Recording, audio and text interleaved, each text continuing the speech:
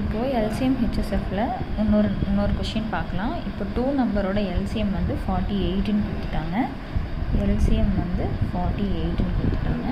அதோட ரேஷியோ கொடுத்துருக்காங்க. ரேஷியோ வந்து 2:3. அதோட டோட்டல் கேட்டிருக்காங்க. அந்த 2 நம்பரோட டோட்டல் ரேஷியோ தான் நம்மளுக்கு கொடுத்துருக்காங்க.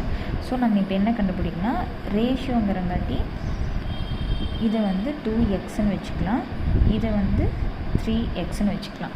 அப்புறம் எல்சிஎம்மும் ஹெச்சிஎஃப்னு கொடுத்துட்டாங்க. இப்போ இந்த ஹெச்சிஎஃப் என்ன, ஹையஸ்ட் காமன் ஃபேக்டர். ஸோ இந்த ரெண்டுக்கும் இருக்கிற காமன் ஃபேக்டர் என்ன, ரெண்டுக்குமே எக்ஸ் தான். ஸோ நம்மளுக்கு ஹெச்சிஎஃப் என்ன கிடச்சிருக்கு, எக்ஸ்ன்னு இருக்குது.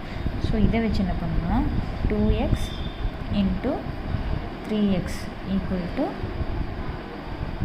LCM × HCF. இதுதான ஃபார்முலா. ஸோ இதில் நம்ம சப்ஸ்டியூட் பண்ணணும். இந்த 2xையும் அப்படியே வச்சுக்கலாம், 3xையும் அப்படியே வச்சுக்கலாம். எல்சிஎம் எவ்வளோ இருக்குது, 48. ஹெச்சிஎஃப் வந்து என்ன, எக்ஸ். ஸோ இந்த எக்ஸும் கேன்சல். 3 2s are 6. 6x = 48ன்னு கிடச்சிருக்கு. இப்போது இதை கேன்சல் பண்ணுங்கள். 6 வந்து 1 டைம்ஸு, 48 வந்து 8 டைம்ஸ்.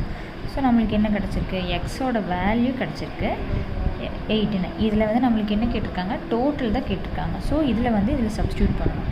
இப்போது 2xக்கு பதிலாக 8 எவ்வளோ, 16. இப்போ 3x, 3 × 8 எவ்வளோ, 24. ஸோ இது மட்டும் டோட்டல் தான் கேட்டிருக்காங்க நம்மளுக்கு.